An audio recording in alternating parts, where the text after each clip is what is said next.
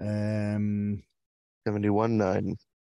Okay, so 271.9 in the Alter Rebbe Hilchos Shabbos.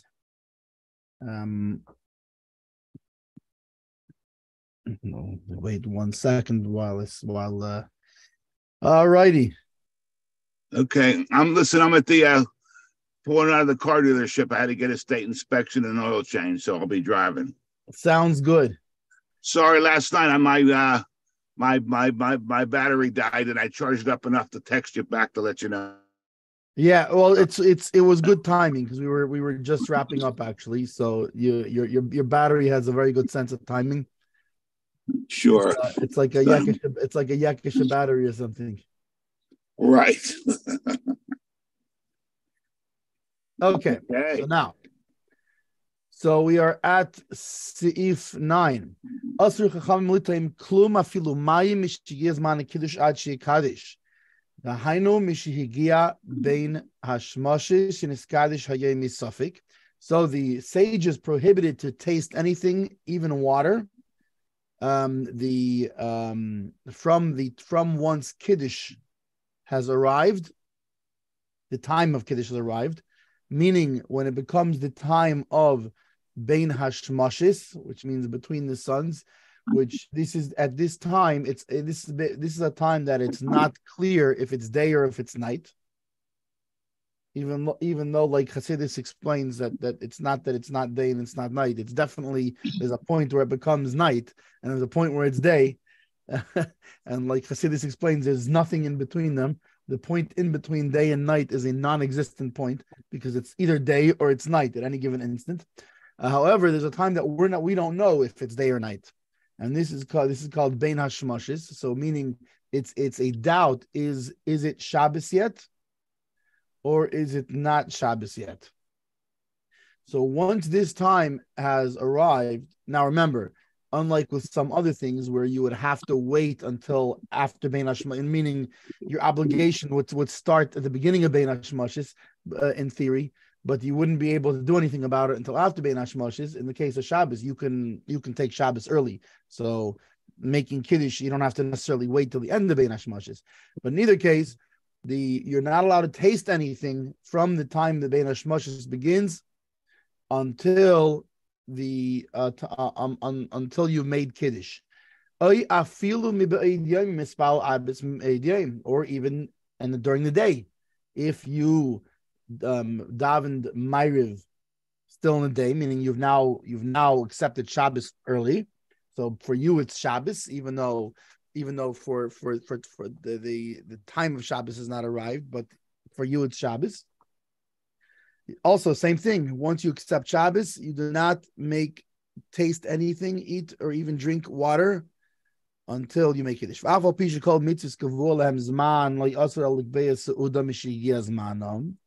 Even though other mitzvahs that have a set time, so they did not prohibit, besides for actually making a meal from once the time comes. Mishum gzeira shemi yimoshich basauda, because there's because they made a like a decree or something like this, an ordinance, that they're worried about maybe you will drag on the time of the meal. V'yavar azman, and the time will pass and you won't be able to do the mitzvah anymore. But in those cases, tasting is allowed. Because when you're just tasting something, how long are you going to be tasting? A good example of this would be, for example, even though it's different because it's not a Torah obligation, it's a sage's obligation, but the lighting of the menorah on Hanukkah, that as you know, you're allowed to have a snack before you've lit menorah, but you're not supposed to have a meal before you light menorah. However, by Kiddush and Havdalah, they were more stringent about this. Why? Because the main part of the mitzvah, in other words, the proper way to fulfill this obligation is at the beginning of the time, meaning you are receiving Shabbos in. You are, what do you call it, being malavish Shabbos, you're accompanying Shabbos out. So you do this as close to that as possible by these mitzvahs. So this meaning that close to it, it's coming in and close to it's going out. And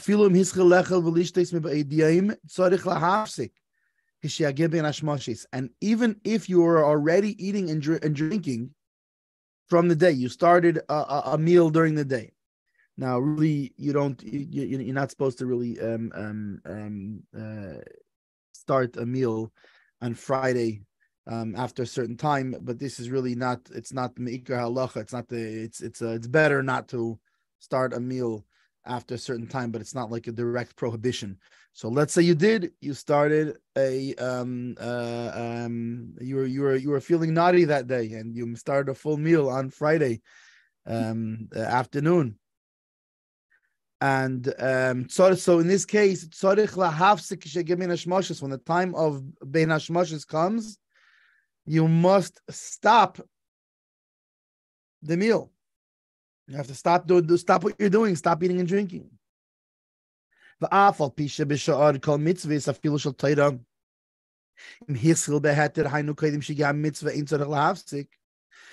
even though by other mitzvahs, even Torah mitzvahs, if you started in a way, in a permissible way, meaning before the obligation of the other mitzvah started, you don't have to stop. Obviously, this is talking about positive mitzvahs. It's not talking about if you started eating beheter on Erev Yom Kippur, you can continue eating into Yom Kippur. So we're not talking about negative commandments, we're talking about positive commandments. And that by when another positive commandment, when the time comes, as long as you started before that obligation began, you don't have to stop usually.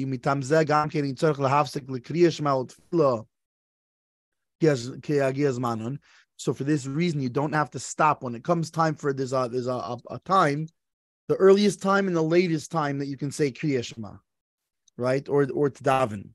And when this, let's say you were eating or drinking, when this time arrived, you do not have to stop and say everything you're doing and say Kriya Shema. I mean, obviously, if you're close to the end of the time, you better stop, because if the time has to meet that mitzvah. But the time, you don't have to stop if you're eating a meal in that thing. Why? Because you started it before the obligation began.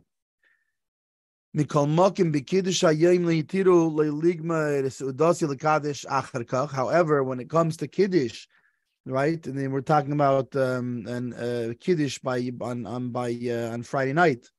They did not allow you to finish your meal and then make Kiddush after that. Because the main obligation of Kiddush was fixed to be in a place of a meal of Shabbos. And before it, and not after the meal. It's supposed to be attached to a meal and preceding that meal, preceding said meal. And not after it. Like it says, you should call Shabbos einig, you should call Shabbos pleasure. The Darshu Chachamim and the sages, they how do you say Darshu? They were they expounded on it. Is that a good word for it? The Hainu b'makim sheis anig sham b'suda Shabbos sham te'kriyas akishmu for now. That in the place where you're having your einig Shabbos, in the place where you're having your enjoyment of Shabbos, meaning when you're having your enjoyment in the Shabbos meal, that is where you should have the Kiddush immediately preceding. Mikol makim. Still, ein loy lahafsik sudasi legamri ulevarach b'chsamazin. He should not stop his meal completely and bench after it. Mitam she is bad, from the reason that's explained, and I'm guessing there'll be a note there. But rather he should make kiddush right away, meaning you're making a meal, you're eating mamish bread. So rather than benching on the bread, stop where you are. The time came, make kiddush, and then finish your meal, and then bench afterwards. And that way, the kiddush is immediately preceding the part of the meal that's right after it, even though part of the meal was before it. But at that time, you didn't have an obligation to make kiddush, so you make kiddush and then continue the meal and then bench, and the kiddush will be preceding that continuation of the meal. Yeah. So that is test inside, and now over to the notes department. All right, so we're gonna go to the big gimel. So where it says, and even if one began to eat and drink while it is still on Friday, he has to stop when Ben Hashmashas arrives. He brings up that this is from Psachim, Maseches Psachim, and in the Kuchas Achron, like we said, the later supplementary notes, the Alter Rebbe, where he changed certain things afterwards, second 2.0, so to speak. The Alter Rebbe focuses on the ruling in the main text that Friday afternoon you have to stop eating immediately at the onset of Ben Hashmashas, at the beginning of sunset. Although there are authorities who rule that you can continue eating until nightfall, Tseis HaKechavim, when the stars come out, the Alter Rebbe follows the more stringent view, citing many Rishonim who rule in this way. The Alter Rebbe does, however, maintain that with regards to Havdalah, there's greater halachic support for the views that enable one to continue eating until Tseis. On that basis, he maintains that those who begin the third Shabbos meal during Ben Hashmashas on Saturday evening do not need to be admonished. So to wash during Ben Hashmashas.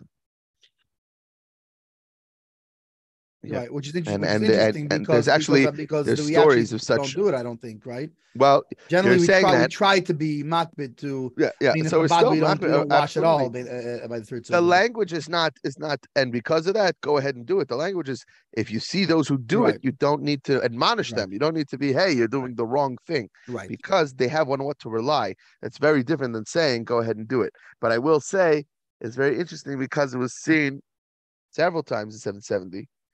And these decisions were not made by random people in 770, by Fabrengans, but by people who have the wide shoulders to carry such things, and who told people, yeah, go wash, where it was before Tseis and maybe even later, I don't know, but that's a different story. Yeah, no, but which is interesting. Which is interesting considering that generally we don't wash at all. There are many places, but yeah. Right, by Shal it's not by Shal. I meant to say. Wait a minute. Did you say Chabad doesn't hold by washing for Shal Shudas? In Chabad, no. the general. Now we don't hold by it. The general minhag in Chabad is that we do not wash by Shal Shudas, and rather it's a time for delving into words of Torah, specifically in Torah. All right. No, the reason why bringing Irv Rifkin back up again in Keser Torah. I used to go there for Menkamar with Shabbos, and I thought because it was Rabbi Rosenblum Senior Shul, right, Mendel? And correct, was the rabbi. And apparently they washed for. Well, it should be noted. It should be noted that Keser Torah. Yeah. Right. Even though the rabbi was and still is, in other words, Rabbi Rosenblum Senior then, Rabbi Rosenblum Junior now, and both, and then now many Lubavitchers go there. Then some Lubavitchers went there. At the same time, Keser Torah is not a shul that follows Chabad minhag. In other words, it's not a Chabad shul, and even though they do follow some Chabad minhagim.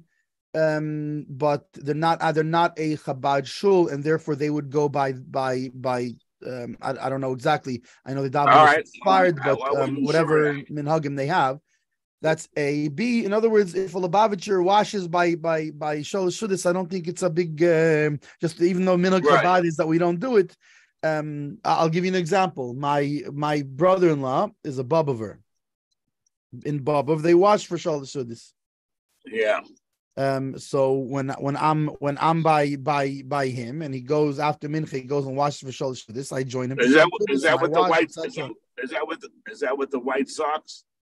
No, that's with well, it depends. Sometimes sometimes the White Sox, but more often in Bobov nowadays it's with regular long pants. Okay. Another question with the Streimel and all that, but there's many such groups, and they all have different, each with their own minhagim based on what was passed down by their Rebbes, etc. I'm glad you clarified that. I think to clarify further, though, your answer is just to fully bottom line for both your benefit and anyone else who could be watching this and will be watching this later. Is bottom line, it's not the Lubavitch is against washing for Amaitzi. On the contrary, it's a Halachik Inyan. We're going to talk about it later. There's the concept there should be a third meal but it's just not something that Lubavitch necessarily washes for, even though there are many times the Hayom brings up that one should wash at that time to Fabreng, special Shabbos occasions, such as Shabbos Mevarchim or Shabbos before certain occasions, that one should wash in Fabreng. Specifically, and there were occasions where the Rebbe came at said times with only challah and washed, not even with other foods of Su'udah, not even salt with which to dip the said challah in.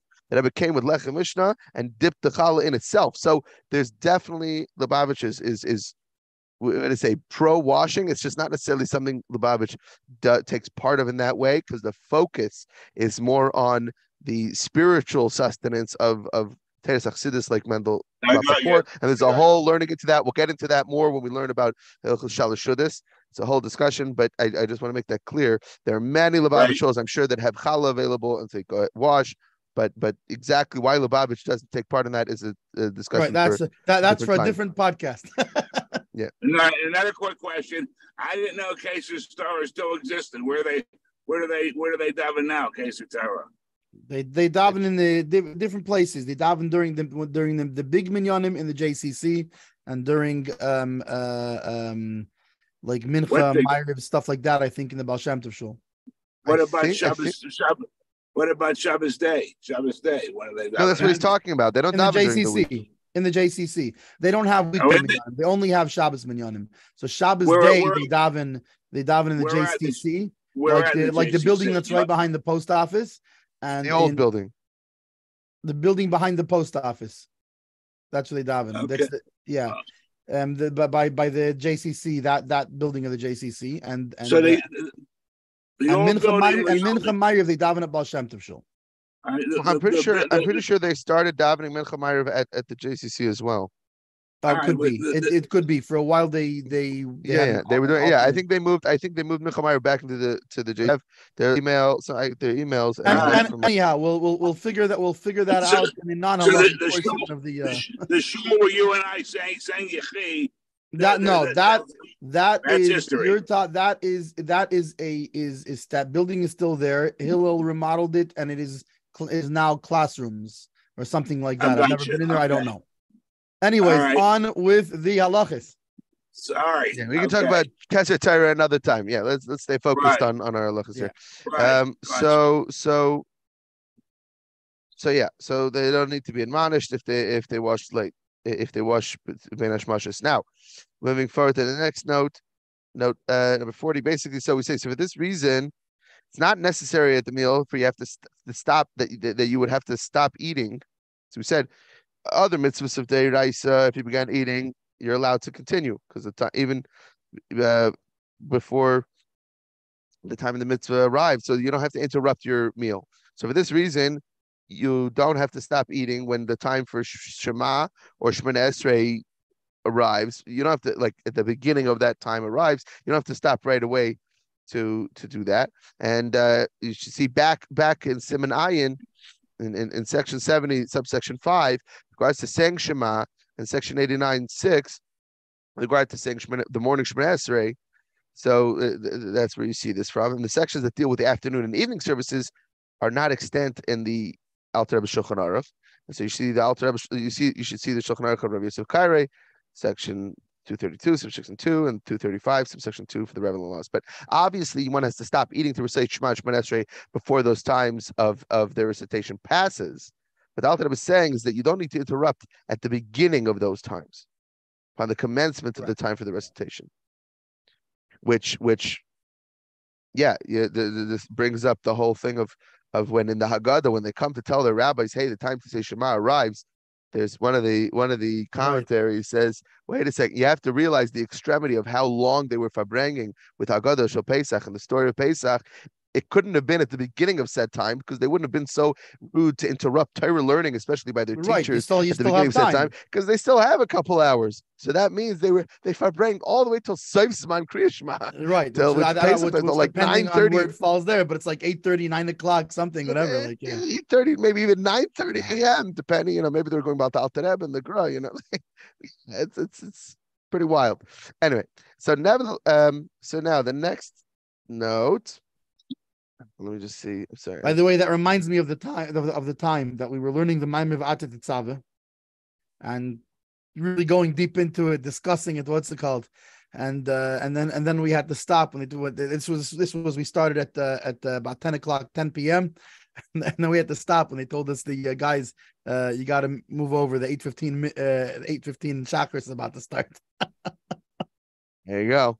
So then moving on to the next one you had asked before, it says the Alter Rebbe said should not interrupt your meal to say benching, for the reason to be explained. It doesn't explain it in the says we'll see soon in Sif Yud Beis and the Kuchas Achron there, I think. So yeah, all right, Yud. Okay, Seif Yud. The tzarich lifreis mapa ala shulchan lechasis apas, and one must put a cloth on the table to cover the bread, kedem shi kaddish, before he makes kiddush. Va'achar kach yisirena, and after this he removes it.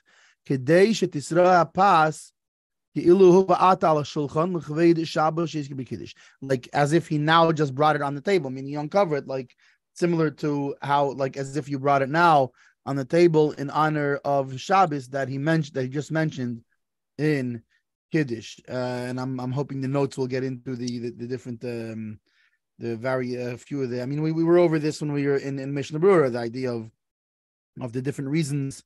Some is the embarrassment of the bread, which means you would have to do it you would have to do it by both. This is by both the day and night applies. Then you have Yikar the Shabbos, which the honor of Shabbos, but that's only by the night meal applies to that reasoning.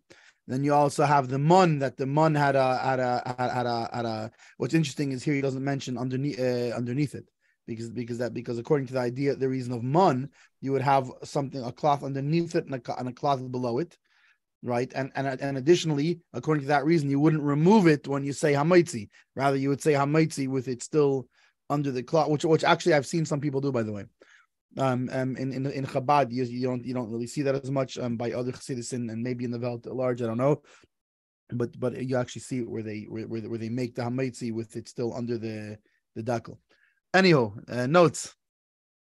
Yes, there's only pretty much 2 notes. One is just stressing the fact that it says before making kiddush, just pointing out that it doesn't have to be. We're not talking about after Ma'ariv B'davka, because you could be making kiddush before Ma'ariv. So he just, I don't know why he feels the need to stress that, but he does. But then the next note is the fact that maybe he's pointing at the reason of busha because meaning he's connecting it with having the wine on the table, and therefore being that the challah has a bracha that's more that's usually higher up in the hierarchy, so you cover the challah, so it shouldn't be embarrassed that you're saying the other bracha first. That would seem to go in line with that reasoning. Is that meaning it has nothing to do with Ma'ariv? What's it called? It has to do with you have the wine. Why would I in think? Front of it. I get what I'm saying is based on how this halacha is being worded. Why would I think it has to do anything with Ma'ariv that he needs to come and negate that? I didn't think it had anything to do I don't know, Ma'ariv, because he doesn't say it specifically.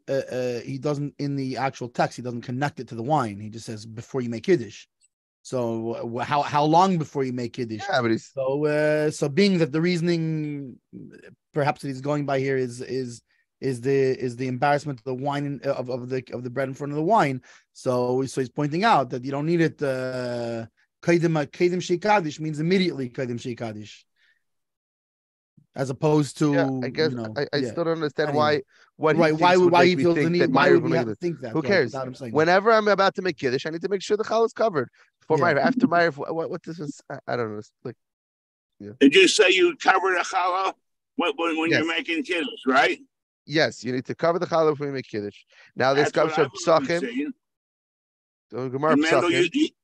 Mendel, you do not cover the challah when you make kiddush? Yeah, we cover the challah.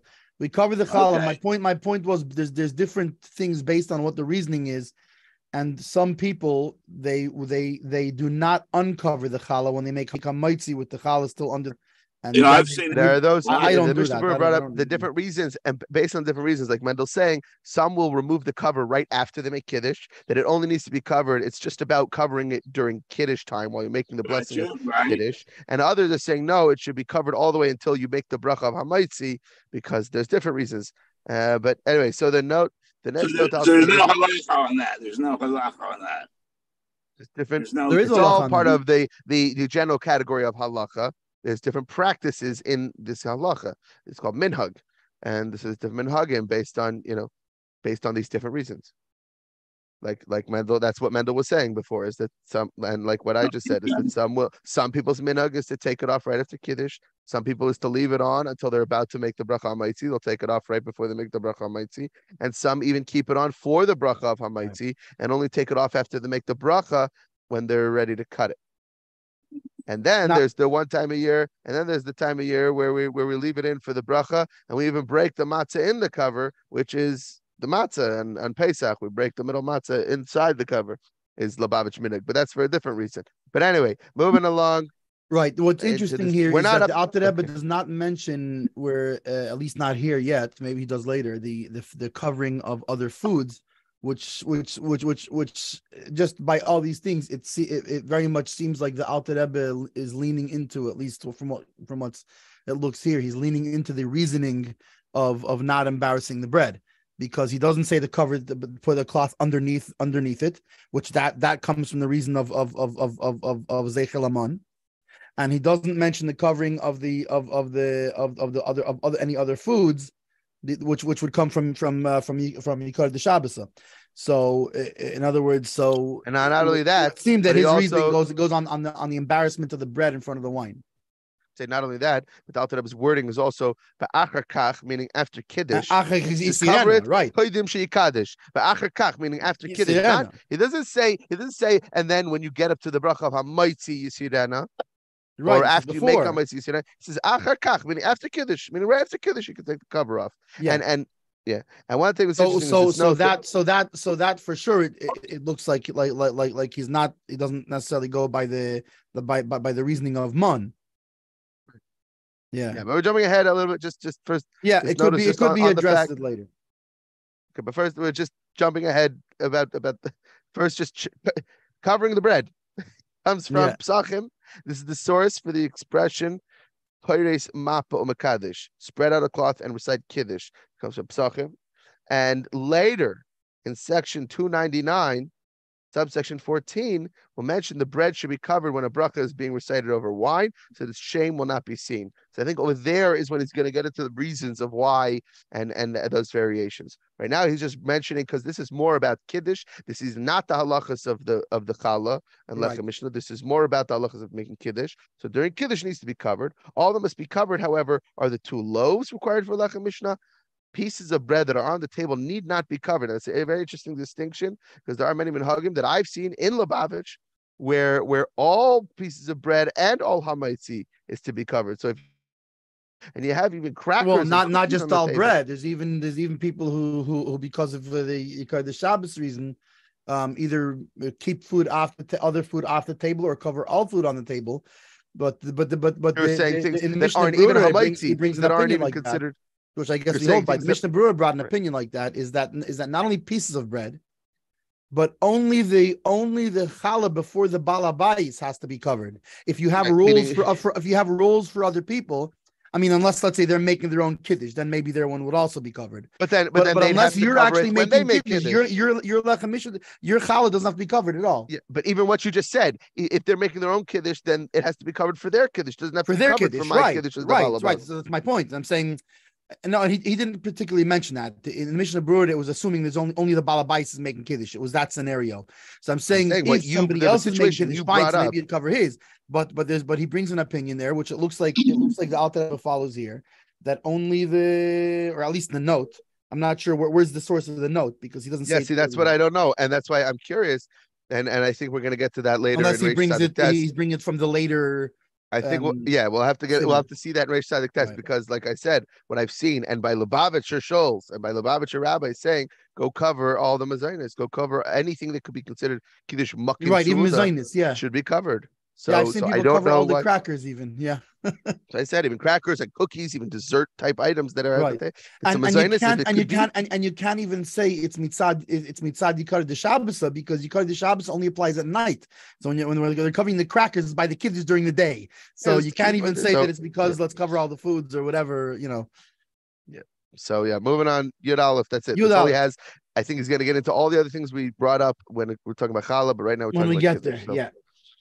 Vein tzarich levarich beiri pri agafen al keshel kiddush ze im kvar beirich al yain b'seuda zu. So we're now jumping back to what we were saying in 9, right?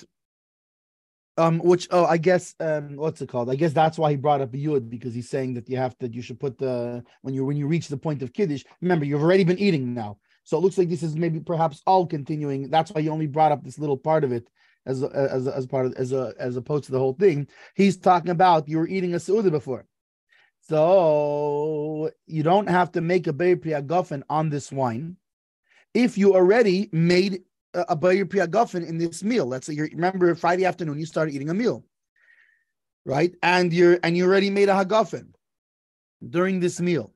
So you do not need to make another beir pri agafen. Because also the wine of this kiddush you already were how do you call it, like fulfilled its obligation or whatever during when you made the bracha of hagafen before. And also on wine that he's going to drink afterwards during the meal, he would also not make another bracha from this same reason, is that it was already included in the bracha that you made before of beir pri agafen. I guess he's going with the assumption that you had in mind all wine you're going to drink, or if it was there, so therefore automatically any wine that's available you have intention on, because there is a matter sometimes. It's all part of the same meal. You're just stopping to make kiddush, but it's all the same meal, right? No, but for example, there's a whole question, which I guess we'll get to later in the Siman, of like, if your wine spilled, then what? Because if you had other in mind that you're going to drink wine bechlal, again, we'll see what the Rebbe says on that. I'm going back to Mishnah Berurah and that, where there's the whole question of what was your intention, if your intention was to drink wine bechlal or whatever it is. Anyways. So we're saying though that he was drinking wine in the meal, so right? So meaning he had if the you're intention drinking to drink wine wine during the meal, so you made a beir pri agafen on wine during the meal, which would actually be different than kiddush. It would actually be different than kiddush, because by kiddush there could be the possibility what if I only had in mind this cup that I'm holding in front of me? When you're eating a seudah and you make a hagafen, mistami, you're having in mind any wine that you're going to drink. That shows he is drinking wine during this meal. So right. V'chein im mekadosh ala pas, and so too. If you're making kiddush on bread, let's say you don't have wine, and you're going to be making kiddush on bread, ein tzarich levarich ala hamaitzi.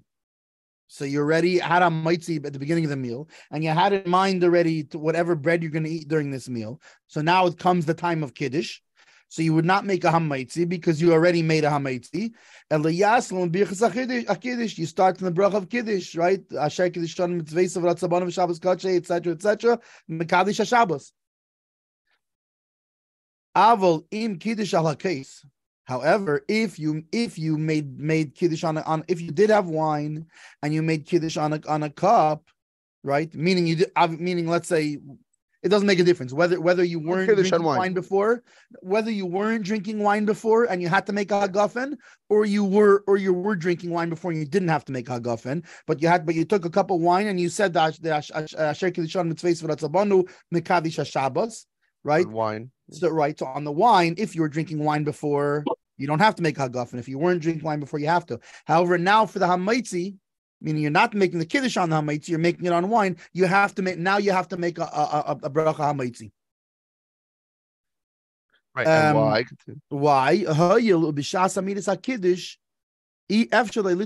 Because the time he's making kiddush, right? It became basically prohibited for him until he's done kiddush to eat challah. Because you can't. I guess he's saying just it's physically impossible to say the kiddush and to eat at the same time. He never met my cousin, but anyways, but you can't eat and talk at the same time. So therefore, the kiddush is a hefsek. Right. So automatically you had to you removed your intent from eating challah. So now you have to make another hamaitzi. Now, so why don't you have to make another Beri Pia Guffin? Or in the case where the Kiddush is on, because you're making that bracha before Kiddush, not after Kiddush. In this case, by the Hamaitzi, when you made the Kiddush on the wine, whether you had to say a Guffin or not, the Hamaitzi comes after the Kiddush, not before it. So therefore, we're talking about if he made Hamaitzi before making Kiddush on the wine. Right. No, correct. The fact is that this interrupts that Hamaitzi. My point is that like this, is that beforehand, let's say I'm only making, let's say I don't have wine.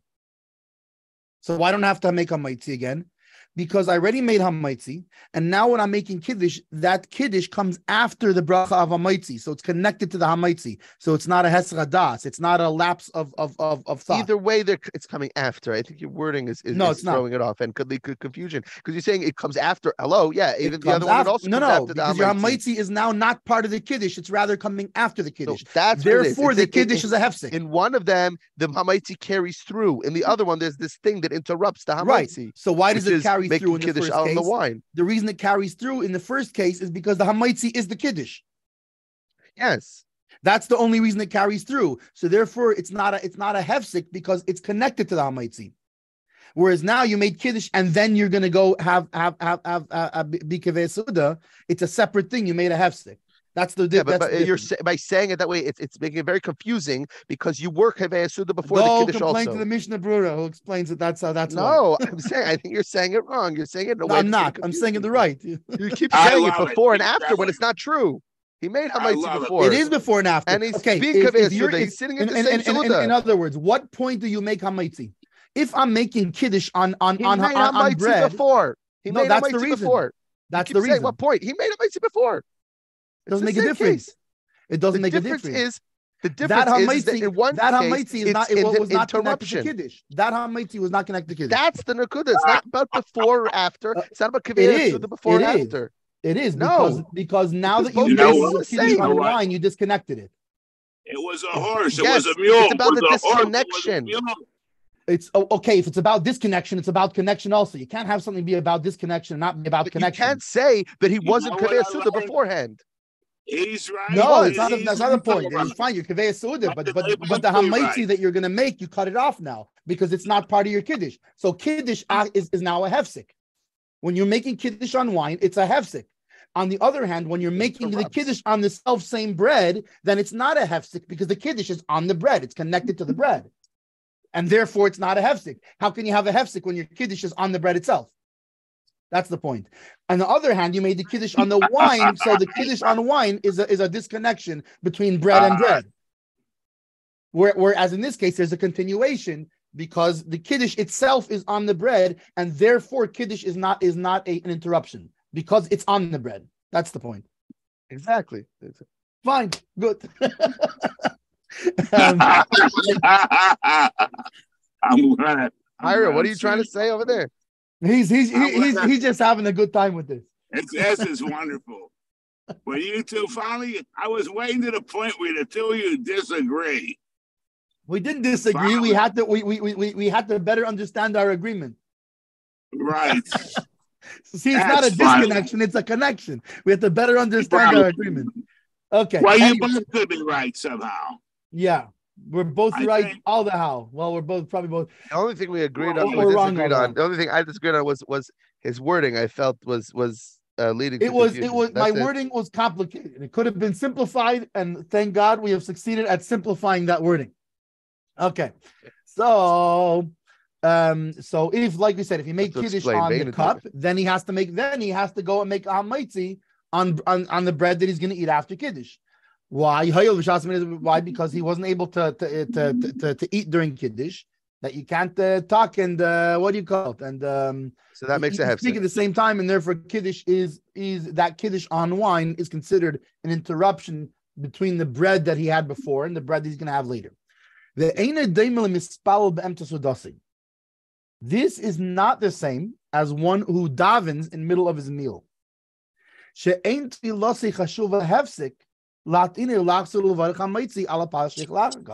Very interesting, because based on this, you would think if you stop to daven, you can't eat bread while you're davening. So if I daven in the middle of my Suda, I should have to make another Hamaitzi. Why Lefisha Adayin le Nigmina Sudasai? Because in that case, he did not finish his meal. Why? Interesting. Because he was not prohibited from eating in the time that he prayed.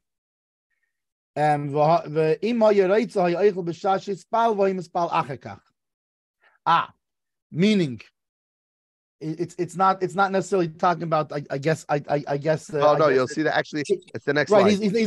He's not talking about the time of go ahead and eat during davening. He's saying that if it reached the time, of davening came, right? If the time he decided to get up and daven Shmones. Right, but at that time you weren't prohibited from eating. Whereas Kiddush, as we know, the reason he's stopping now is because Shabbos started and he became obligated in Kiddush, meaning you're now prohibited from eating anything more. Whether you say Kiddush now, whether you don't say Kiddush now, the bottom line is until you do say Kiddush, you cannot eat. Like we said before, you can't even drink water.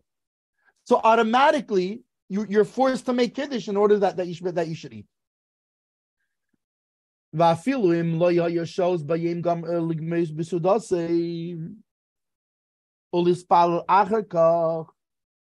even if he didn't have enough time in the day to finish the meal and to then daven, that in this case he is obligated to stop his meal and to pray, and he's not allowed to eat more because you're running out of time to daven. But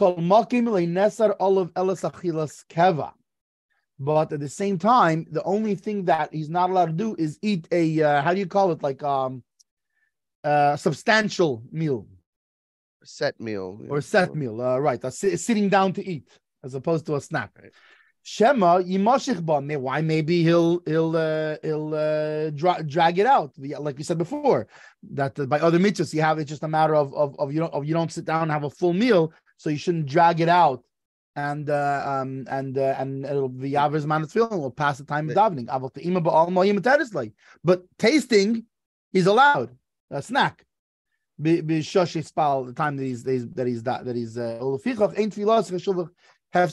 and therefore his davening is not considered an interruption of meal, which is very weird to me, because we're talking about challah. Isn't challah the very definition of achilas keva?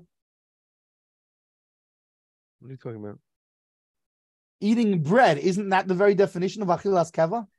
Yeah, but that's not what he's saying. He's saying he's not even allowed to taste anything. In general, no. He's showing the difference between. Remember, we said I understand. By tefillah you can snack. By kiddush you can't even have water. Okay, I get that's that. What he's bringing out. He's bringing out what he brought before, that there's different weights going on. I know, but at the same time, how it's you can't snack on bread. Bread is achilas keva. I understand. I don't think he's trying to bring up that point. I understand that he's not. That's not the point he's bringing necessarily. It's not a hefsek. That's all. Okay, because he's saying because you can taste something. But in theory that's still a hefsek to challah, because challah is not one of those things that you're allowed to taste. Yeah, but it's not integral about the challah. It's just that challah is something that he might be drawn to by extension. By extension, you would have to say that in other words that he's able. In other words, there he's not able to. In that case, he's allowed to eat, just not achilas keva.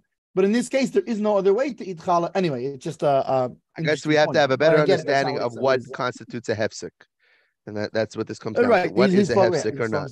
And what he's saying is that if you're allowed to eat something, then that means you could eat anything. It's not real eating. Is not Shmona Esrei is not something that makes a hefsek in your meal, because bechlal you can eat when it comes to davening, the zman of davening. Even a zman where the zman is about to come up, you're allowed to eat something. Maybe not this, but something else. We only just don't. Meaning you're allowed to eat. So that I think differentiation. He's drawing a differentiation between eating it all and eating this thing specifically. I think this will help you, because basically the way that Allah comes across is ideally you would even be allowed to eat challah. The only problem is that it might lead to something else. That's a big difference than saying you're not allowed to eat. You're allowed to eat. Right there, your mamish not allowed to eat because ideally, of the obligation. In this case, we're just worried that you're allowed to eat. It's not. And even challah, you should eat. Fine. Okay, because so that's a differentiation. So that's a valid differentiation. So why? that shows because more it's not really. right, It's not really that there's a straight up isser because you now have this Torah obligation. You have an isser to eat challah, but rather it was a fence that they set so that you shouldn't come to forget. Okay, that I'll which is maybe why if someone is allowed to wash during Benish Mashas. I'll buy that. And you're not supposed to like call them because it's chastise them because it's not a big deal. Like I'll buy that. But anyway, okay. I buy it. Okay, I'll PayPal you. Good enough. Good enough. Good enough. I'll buy it too. Yeah, the oid and more so. Another reason why that case of davening is different.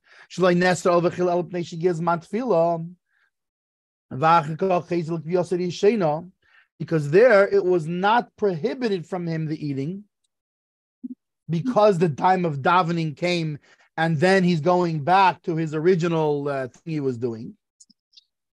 Right?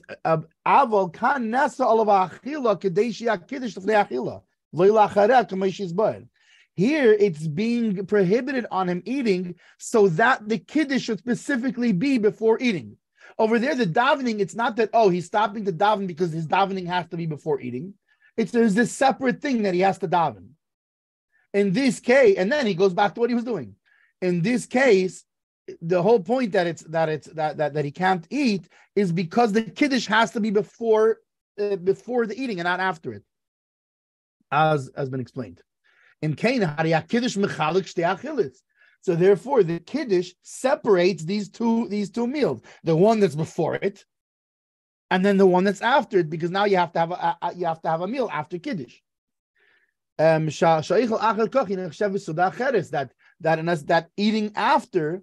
Once you made the kiddush, you're not. It's not a continuation of the same meal.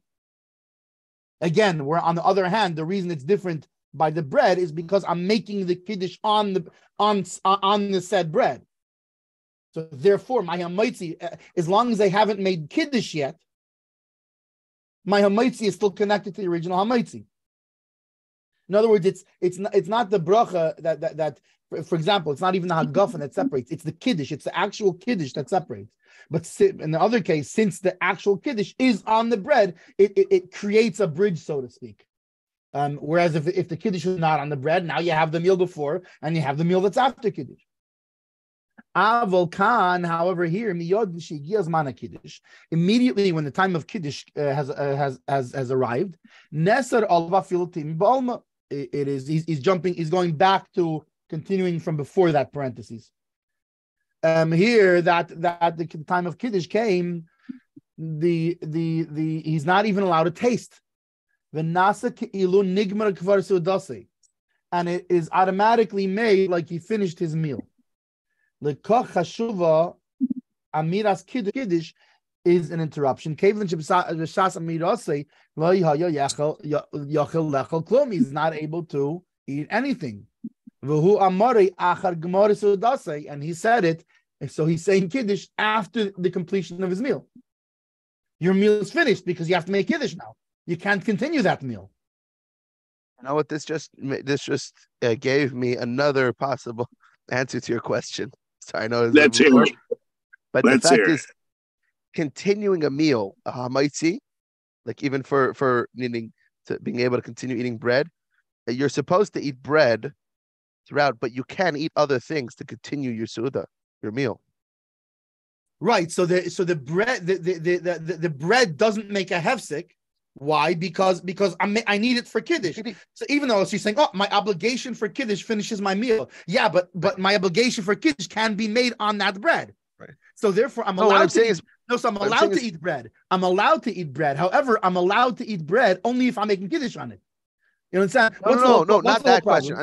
I'm saying with regards to tefillah and washing is not, you can interrupt and not have to, and that's not a hefsek because I'm not interrupting a meal because I could eat other things that could, even if I'm not allowed to eat bread, I could eat other things. I could eat crackers. I could eat mazainis. I could eat other food stuffs, snack stuff and that's not considered a hefsek in my meal. No, but I like your first one better. Is the fact that because better, still, I think, even though you're allowed to eat other stuff, but here's the problem. The problem is if I can't eat bread, right? If I can't eat bread, if it's prohibited for me to eat bread, it's automatically a hefsek to the bracha of hamaitzi specifically. Our whole problem here is not about eating; it's about the bracha That's of what I'm hamaitzi. saying. It's not. You don't have to make a new hamaitzi if it's been more than an hour and a half, and you made a hamaitzi an hour and a half ago. But in the meantime, you've been eating your meal, other things that are not hamaitzi. You don't have to suddenly make a new hamaitzi. That wasn't a hefsek. So you're saying, being that you're able to continue this because the other things that you are allowed to eat when it comes to tefillah, you're allowed to eat snacks. That's so I'm saying. So this brought that out. That more, but by kiddush, you can't even have water. There's nothing you can do to continue your meal. That means ended. but based on that, you can in theory say, but the wine that I had is what do you call it? Is also a continuation of said Suda. I'm allowed to have wine. Right. So that's more shvach. I like kiddush over wine. I like the first one better. I'll pay more for the first one than the second one. Right. I think in general that there's something about the kiddush of wine that interrupts somehow. I don't know that's why the wine works that way. I think that's a different thing. It's not so much that the kiddush on wine is mafsik. It's that kiddush itself is mafsik. In other words, it's not the Beir Pri Hagafen that's mafsik, because I can make let's say I can make in theory a Hagafen in the middle of what he called, but it's not, it's the kiddush itself that makes the hefsek, because while I'm making kiddush, right, I then, and not only that, think about the seder of kiddush. What's the next thing I have to do after kiddush? I'm not allowed to go and eat a piece of bread after I made kiddush. I have to drink the wine. In the case of the bread, however, the kiddush is on the bread, which acts as a sort of bridge, because what's the thing I'm going to eat for kiddush? Is the bread. So the bread acts as a bridge, whereas the wine creates a hefsek. Not mitzad the wine itself, but mitzad the kiddush is creating a hefsek. But and there's no bread to act as a bridge. The bread doesn't act as a bridge in this case, so to speak. Something out there is that. Okay, so by kiddush,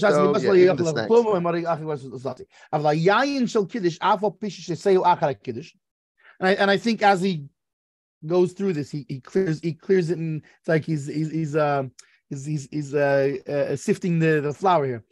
But the wine of kiddush, wait a second, if that's the case, so how can I drink the wine after kiddush? Right?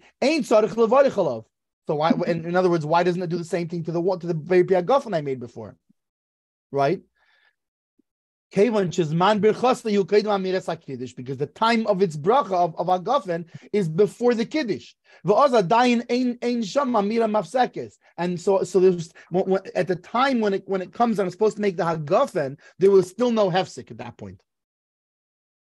And now I made it. Now I used the other Hagafen, and now I'm saying kiddush. But fine, I'm making kiddush on the wine, so there's no hefsek. And the same thing would apply to challah. That if I'm making the kiddush on the challah, so there's no hefsek. Why? Because the time of the bracha of hamaitzi, when I would be required to make a bracha during the kiddush, would be before the kiddush interrupted. So therefore, there's still no interruption. And then when I'm making the kiddush, there's no interruption because it's on that bread. On the other hand, when I'm making the kiddush on the wine, so it doesn't create a hefsek for itself, but it creates a hefsek for the bread that came before. So you have to make a new hamaitzi, but not a new hagafen. Yeah. Av afla imrim shetakonas chachamim hu bekiddush v'chol davar hataun keish yivarchu ala birchas hayayin tchila.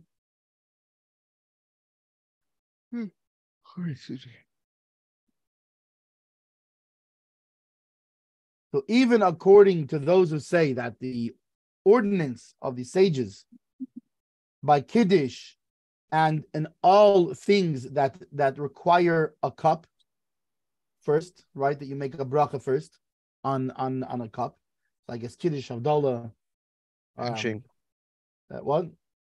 Benching, bris milah thingy. I don't know. Whatever right, it is. right. Kemeish is bar Siman Kuf Tzadik, like is explained in 190. Me'elas bracha rishayin lekiddush kemeish me'elas lebirchas hananim. But the first bracha of Kiddush, right, is like helped the same way that it helps for brachas on things you're going to partake pleasure from. You don't have to go back and make another bracha.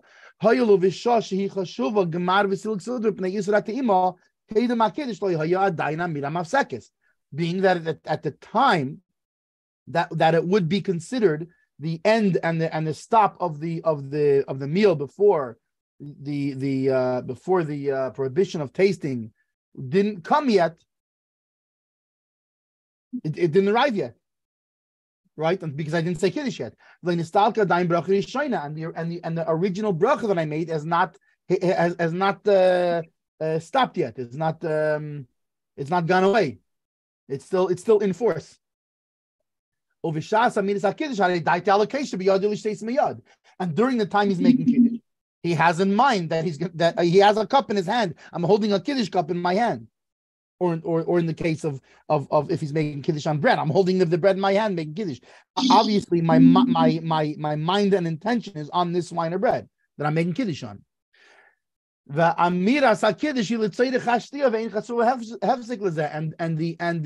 making of the Kiddush is for the purpose of drinking this wine. So it's not considered an interruption. Just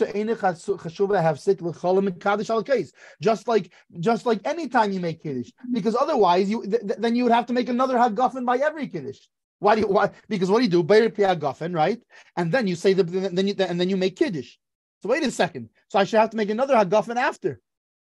No, because that Kiddush is on that wine, just like any Kiddush. So here they say the same thing. Since the Kiddush is on that wine, I already made before I reached Kiddush, there's no hefsek because I already made a bracha of hagafen. Afterwards, there's no hefsek, just like any other time you make Kiddush, because my mind is I'm making Kiddush on said wine. Masha'en came to pass. On the other hand, by bread, this is not talking about when you're making Kiddush on bread, because if you're making Kiddush on bread, it will be the same thing as by the wine. On the other hand, bread that you're going to eat after you made Kiddush on wine, that at the time of saying Kiddush, right, it's like before you said it. Because there was a stop and an end of the Seudah. The second you made Kiddush, you finished that Seudah. But during the Kiddush, you weren't thinking about the bread, you were thinking about the wine. And therefore it is a hefsek. V'yesh chilkin al zeh, and some argue with this. And they say some say no. That which I wasn't allowed to eat once the Kiddush time came, this is not considered the end of the meal. Because he had in mind to continuing after this. And if it was up to him, he would still eat now. But the obligation of Kiddush is holding him back. And as soon as he removes this thing that's getting in his way, meaning after he makes Kiddush, he's going to go back to his eating. And that opinion says, no, just like davening doesn't stop him, so too Kiddush doesn't stop him. Because as far as he's concerned, he would go on eating. But okay, I can't. But I fully intend to. Let me get this thing out of the way, and I'll continue. Lamaisa, he's still doing his meal. He's still sitting there eating a meal. Like what? Right. Like what has and according to that opinion, the ain't tzarich lachsul barich hamaitzi. You would not go back and make hamaitzi. Meaning, what would you do? You would take your wine. Now let's assume you've now, depending on if you had wine prior to in the Seudah or not. So you would either make a hagafen on the wine if you were not drinking wine in this meal. Or if you were drinking wine in this meal, you would not even make a hagafen. You would just take the cup and make a sheikh lishanu's face of ratzabanu, etc. Mekadish Shabbos, drink your wine, and then go back to eating your hamaitzi without making a bracha hamaitzi.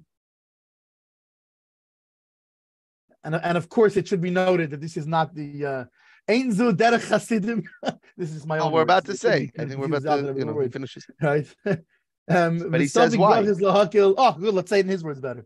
The Safik brach is the hakil, and whenever there's a question of a bracha, we rule leniently to not say the bracha, right? Which means that even though the Alter Rebbe l'chatchila really he especially if you look at all the explanation he gave, it would seem that he very strongly holds by the original opinion, right? However, being that there are valid opinions to the contrary that you would not make the bracha, and when you're in doubt about making brachas, right, you go to the lenient. So therefore, you would not make the tachlis is you would not make the bracha, not the hagaf and not the hametzi. When we call makim, but and at the same time, call bal nefesh, anybody who's every soul man, every soulful good person, not good person. The way they translate it here is every conscientious person. It's so what do you call it? It's so like mainstream. I think it sums up though what the concept of Baal Nefesh is, but it's so pop. Translation is master of the soul. Anyways, and anyone who's basically anybody who takes his Yiddishkeit very seriously. He should be careful in the first place. They shouldn't come to this quandary. He should stop his meal, make benching before the time for kiddush has come. He should make sure to stop the meal and make and bench. And then you make a new hagafen, you make a new hamaitzi, no shayla. Right. Okay. All right. Notes, baby. Whew, okay. Well, it's a long. It's even before it's a long Steve. So. Right. As I was saying. So okay. So we said all the way back at the beginning.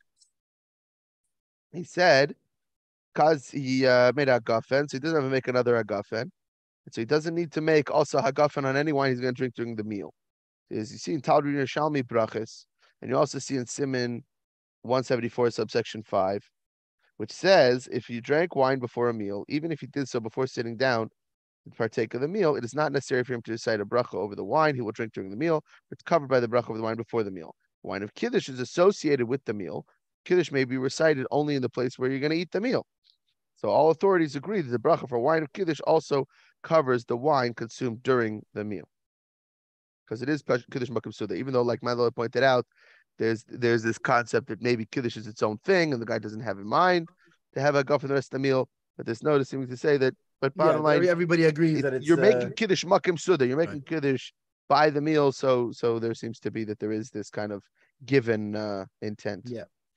All right, now moving right along, that we went and further. We see the same thing by Shulchan Aruch and Pesach, that you wouldn't make another bracha if you partake of wine during the meal. Rather, it's included in the hagaf you made before. Yeah, right, which is on the kais. Yeah. Not even by the kiddush, because by that time it's already been so long that you've had your second cup and you made another hagafen because it's been too long. But yet still you're covered by that hagafen. So even more so. And that's not even kiddush, so it's not even kiddush makom suda, but it's still covered because it's connected to this process. The Haggadah, the Seder is one long process, so the Hagafen covers the Shulchan Aruch. It's all one thing. Anyway, so the tefillah we said later, we said the someone who davened Shmoneh Esrei in the middle of the meal, right? So that's not considered interruption to say hamaitzi again, because he's gonna eat afterwards. And he says you should see, Siman 178, Sif 7, which states, all authorities agree, however, that one is not required to recite the bracha hamaitzi again if he interrupts his meal to daven, and this ruling applies even if one went to shul to daven, which moving rooms is considered a hefsek usually, right? It's actually. That's why actually even with regards to washing for hamaitzi, it's ideal that you wash. So it's problematic actually to be walking through different rooms and you can't even see where you're eating. So moving rooms is definitely a hefsek. And you see actually in that many houses these days, many from houses are set up in such a way where they have either unless the sink is like right in the kitchen, is right visible from the kitchen, where they they have different things, either making either where there's a window so you can see through into that part where there's a washing, or they'll put a hand washing sink in the dining. Yeah. And so, but we're saying that no, even if he gets up and goes to Shul to daven, he left the house, not just the room, but a totally different building down the street, a mile away, whatever it is. But as long as he didn't divert his attention from continuing his meal, if that was always the plan, I'm going to go back and eat. Right. So it's okay, even though he's unable to eat anything while davening. Not a reason to deem it as interruption, as we explained, as we got into nice and deep. Okay, so then let's see, those are Markel here. No, another marking. Fine. Okay, here we go. So now, since he said, since he's also to even have a snack though by Kiddush, it's different. So it's as if his meal concluded. Now, the two reasons given here are Aleph, that one actually stopped eating because you cannot recite Kiddush and eat at the same time. So it's an actual, I finished eating. Bays, it's that because the time the Kiddush comes, you're not allowed to eat. So those two are actually complementary and reinforce each other. Neither one alone is sufficient to make an obligation for a new bracha. Just because I stopped eating because I can't be saying the words of Kiddush and eating at the same time, that's not good enough. And just the fact that, I'm usher to eat, that's not good enough. It's the fact that both are working together incongruently, or congruently, excuse me. They're helping each other to make this obligation for the bracha. The first reason, and he explains, the first reason is not enough, as evident from the fact that one does not recite the bracha on Maitzi again when you daven in the middle of a meal. The same reason. That's our whole discussion. One of the just reasons, read the note, not the other. Right. But the second reason is insufficient. It's evident from the fact that you're not required to make a bracha hagafen again in the instance cited here. You have to make a new hagafen, right? Right. So that has the second reason, but not the first reason.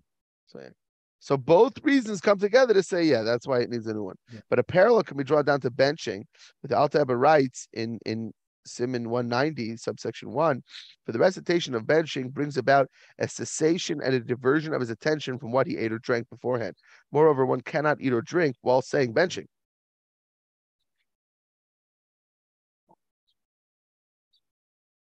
So yeah. Interesting. So benching essentially is then makes a de facto interruption, right? Because it's both interruption, and you can't be and you can't. It has both of the set reasonings, like we said here. So the Maisa on the hagafen that you make a hagafen on benching, you have to make a new bracha hagafen at the end, and a new, of course, a new after bracha. Right. Now, what's interesting here is that the Alter Rebbe actually has a different psak by benching than he has here, but it's not because he holds differently. It's because in that case, it seems like it's a hakol meidim case that everybody holds that way, and therefore it's not a suffix. In this case, even though he holds it's a hefsek and really should make another bracha, but being that there are opinions with weight that hold that you wouldn't make the bracha, and now you have a doubt, so therefore his final thing is you wouldn't make the bracha, even though he really holds the same way by benching. But by benching, you don't have this doubt of other other opinions against it. So by the other opinions are from actually also from Siman 190, subsection 4, where those opinions are brought up, and it says that a very pregofen should be cited before any other bracha over wine. That the Chachamim ordained this. So in that section, the Alter Rebbe writes that our Chachamim ordained. They ordained that every song, meaning the recitation of a bracha, such as benching after the meals or kiddush, anything that's said over wine should be arranged together with the bracha for wine. For that bracha is the fundamental song designated for wine. This concept, and you see the Kinshas Achron over there in section 272, and the notes over there we'll get to. Bezras Hashem sometime soon. But it gets into what's this concept of having a shira, and the bracha of hagafen is the greatest shira for wine. So then okay, all right. Okay. See, here we go. Yeah. So then, and again, and he finished off that paragraph that that they basically making kiddush is not considered an interruption for a person who just said the bracha ber pri hagafen earlier in the meal, just as it's not considered an interruption for any other person who says kiddush over a cup of wine. As explained over there in section 190, subsection 1, this reflects the difference between the saying kiddush and the saying of benching over a cup of wine. In that instance, saying benching is considered the conclusion of one's meal. Even if one recited a bracha on wine during the meal, a second bracha is then required on the cup over which you just benched on at the end of benching. And okay. And yeah, that's it. Oh wait, no, sorry. So we said that a Baal Nefesh, conscientious person, someone who takes ownership over his soul, should be careful not to put himself in such a situation.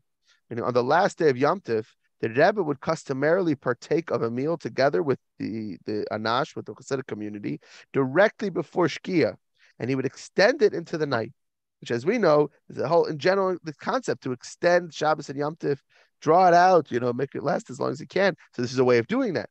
Now, when the last day of a Yom Tif would fall on a Friday, one person would then spread a cloth over the bread, say Kiddush aloud to enable the entire Kehillah, everybody at the Farbrengen, to then fulfill their obligation of Kiddush. And many would then continue eating and drinking afterwards. The Rebbe himself would not eat or drink anything from that time onward. And in 57, in Tafshin Mendel, in 5744, around 1984, the Rebbe discontinued this practice because of the confusion that arose.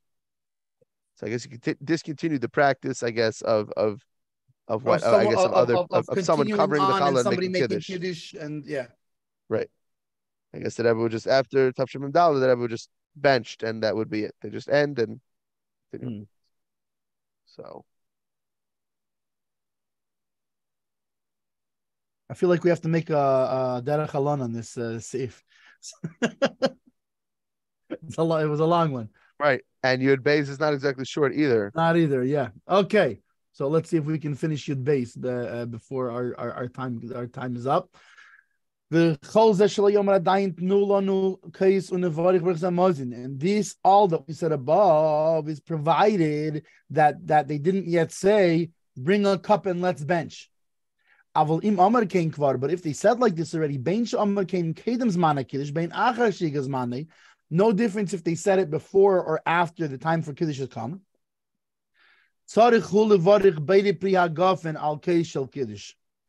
He now must make a Beir Pri Hagafen on the cup of Kiddush, because he removed his mind from the drinking because of benching. And I think this would mean even if he didn't bench, because what happens if Shabbos came? If Shabbos actually came, I don't think you would actually bench. You would go, okay, bring the cup and let's bench. Oh, wait a second. It came the time for, what do you call it? You have to make Kiddush. He would have to make Kiddush comes from, yeah. But being that they said this, that they proclaimed let's bench, they've announced essentially their intention. It's of meal stop. They basically finished their meal. Yeah, we finished. Yeah. Aval im mekadosh ala pas. However, if he's making kiddush on bread, ein tzarich levarich ala hamaitzi. He still would not have to make a hamaitzi.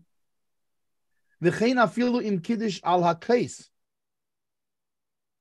And so too, even if he made a kiddush on a cup of wine, he doesn't have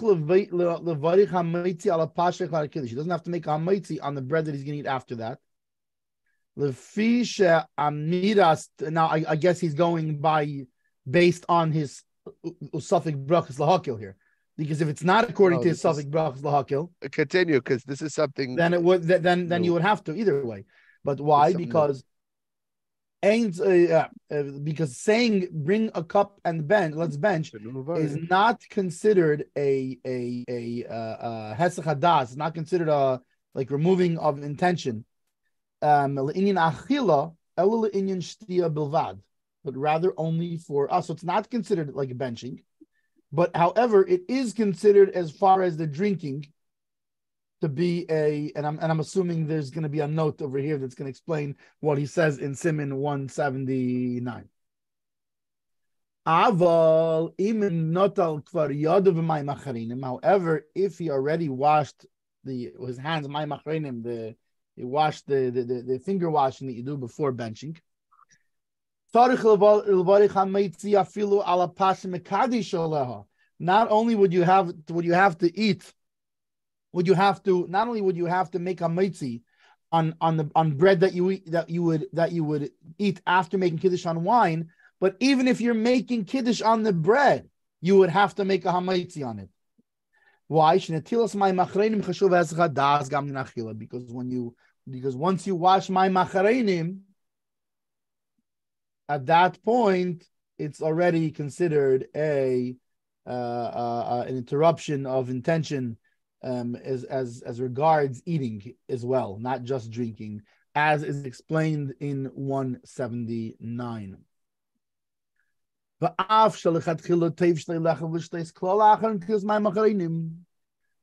even though in the first place it's better that you should not eat or drink anything at all after my machreinim,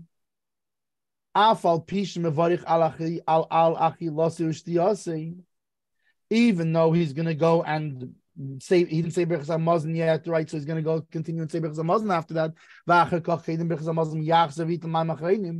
And after this, so even if he makes a new bracha on when you eat and drink, and then before benching, go wash again, do my machreinim again.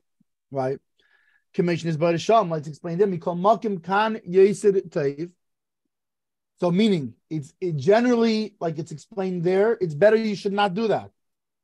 Once you wash my machreinim, you should not eat or drink, even if you're going to wash my machreinim again.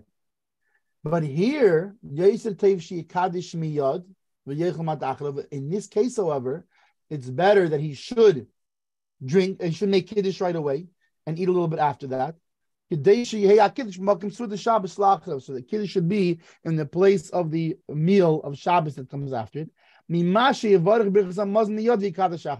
better than benching right away and then making kiddush. Because if he does it that way, he's going to come into a lot of different debates. Meaning he's going to become entangled in a whole bunch of halachis that are the subject of debate and are very confusing. Some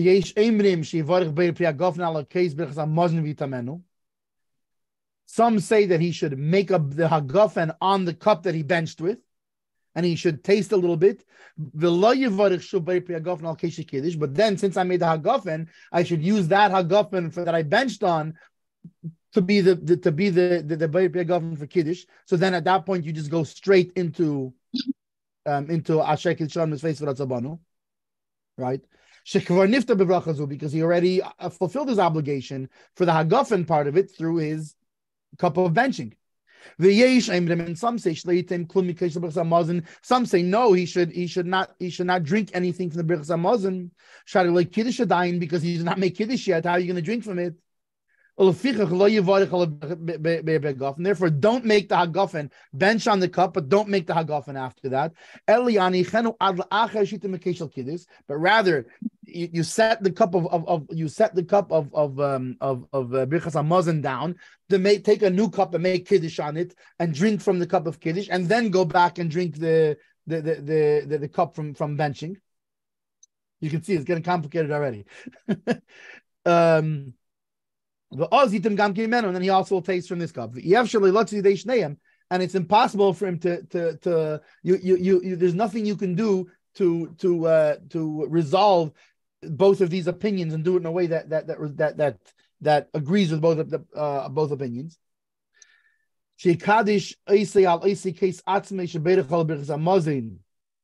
That he will make kiddush on the same cup that he said Birchas HaMazon. So you might think, wait a second, I have an idea. I'll make Birchas HaMazon, right? I'll make a Beir Pri Hagafen, and then I'll just holding the same Birchas HaMazon cup. I'll continue with the kiddush on the same cup. No, you can't do that. Why? Birchas HaMazon he kedusha b'fnei atzma, because Birchas HaMazon is a holiness unto itself. Kiddush hu mitzvah b'fnei atzmei. And kiddush is a mitzvah by itself. The ein base kiddush is al case achas, and you don't do two mitzvahs on one cup. right? This is why, for example, that's why by Sheva brachas you have 2 cups. One is the benching cup, and one is the Sheva brachas cup. You don't do it on the same cup. You don't mix the two mitzvahs together. That you don't make mitzvahs into packages. You don't package them up. You give each mitzvah its due.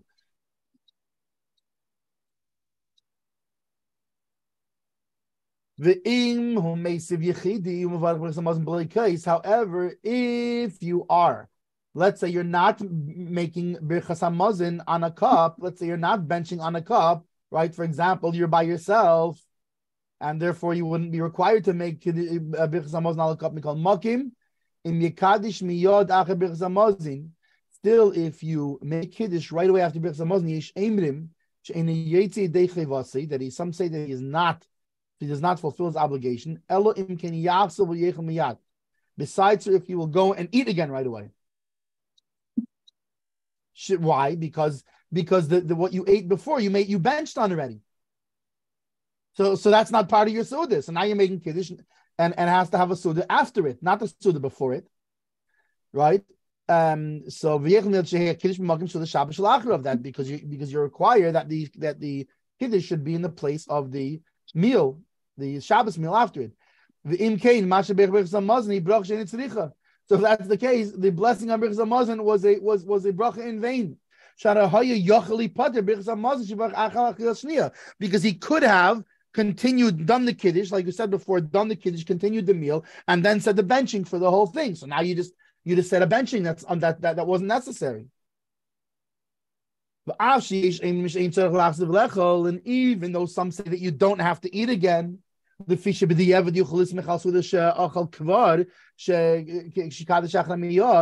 according to some opinions, you could be the evid, meaning if it already happened, you could rely on the seuda from before that as the seuda, if you make the kiddush immediately after it. So this is kiddush in a place of seuda that they hold that this is kiddush in a place of a meal, even though it was a weekday meal. However, in order to be careful of your first opinion, you have to be careful not to do this. You're going to be on tonight? Tonight, no, nothing tonight because there's a different shear that we have to be in tonight. Okay, tomorrow morning. God willing. All right. Instead, the last paragraph. Let's finish this. So, Ella, rather, even if he already was, so that's why he's saying, even if you already washed my machreinim, don't go ahead and bench and then make kiddush because you're going to enter into all these above said complications. So rather, what should you do? Like I said before, even though you already washed my machreinim, yivres mapa v'kadish. Cover the bread and make kiddush, and then go ahead and continue and eat a little bit. So that the kiddush will be in the place where there is a Shabbos meal after it. After now that you've eaten a little bit again, now go wash my machreinim again and make birchas hamazon on both meals, the meal that was before and a little bit of meal that was after. The kol shekain, and certainly if he did not wash my machreinim yet, right? I imagine he's talking about my machreinim. Certainly, if you did not wash my machreinim yet, you should for sure do this. Even if he finished his meal already when it was still day, but he did not have time to bench until it came kiddush time. So you should make sure, which is why, again, when you go back to the Baal Nefesh thing, make sure you finish your meal beforehand. The truth is, in other places, we see that you're not even supposed to eat a full meal.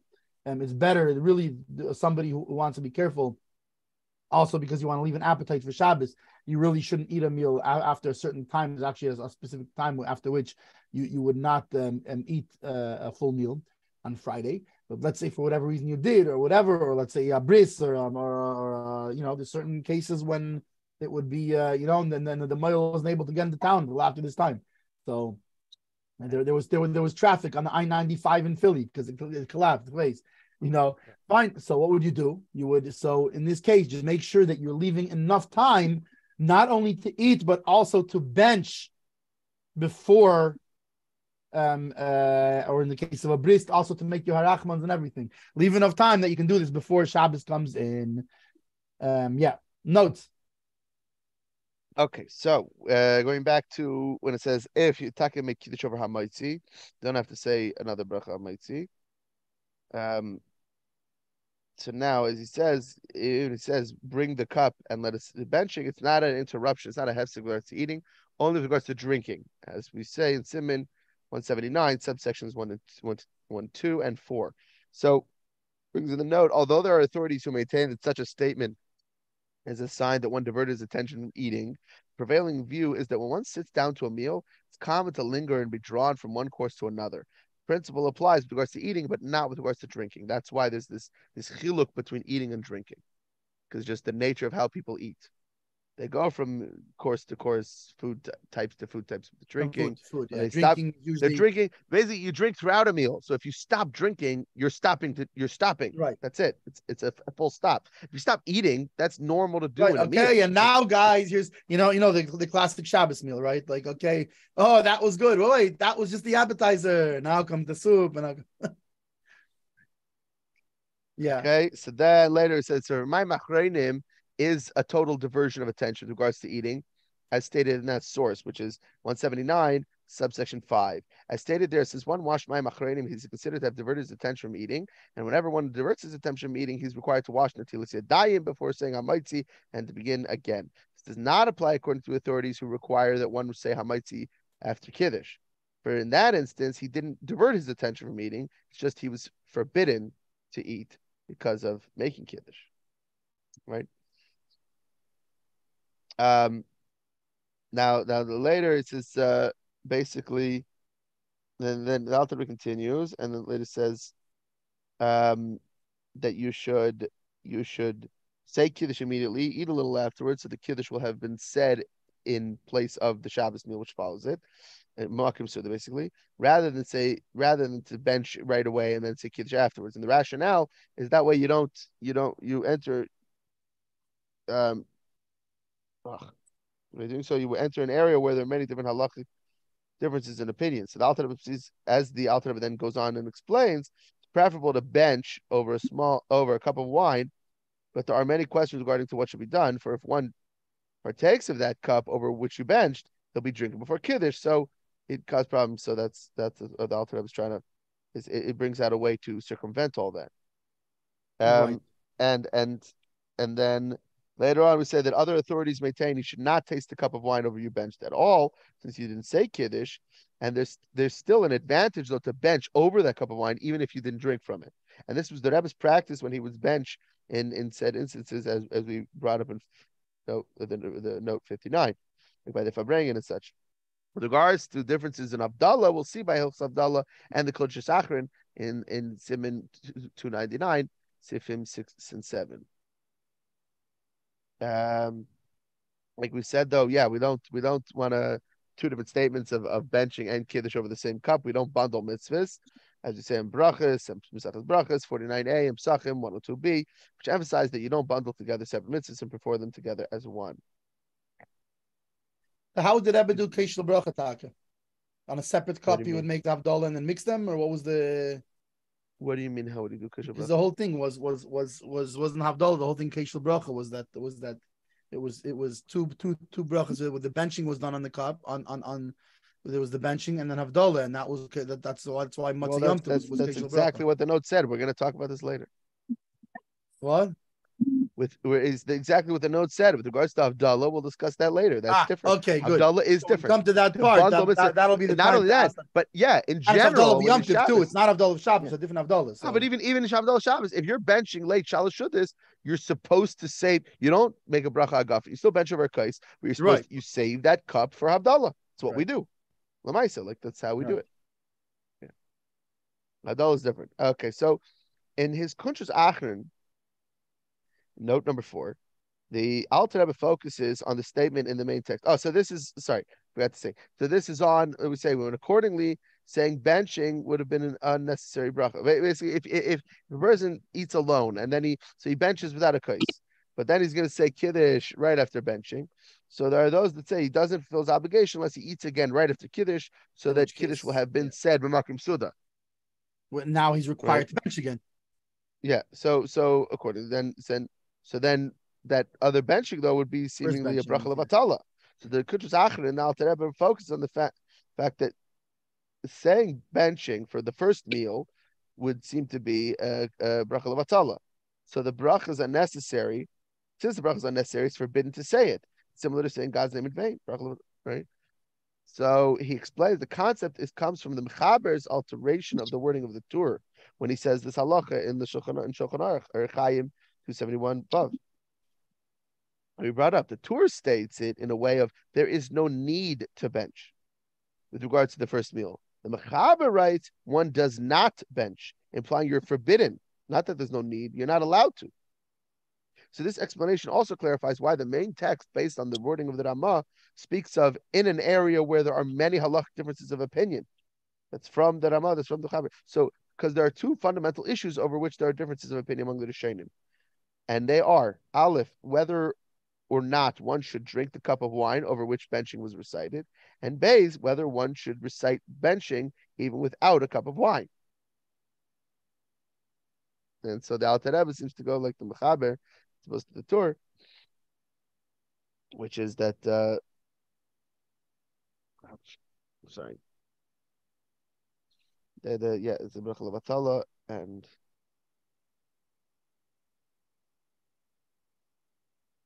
it's a problem. So right. or in either case, being that there is even if we were to say that he didn't go according to that, but there being that there's opinions that it would be a bracha levatala, we'd want to avoid it either way. Right. So the Alter was saying, even if he didn't side that way, but still suffix brachas lahakel, there's seemingly a doubt suffix. So the next note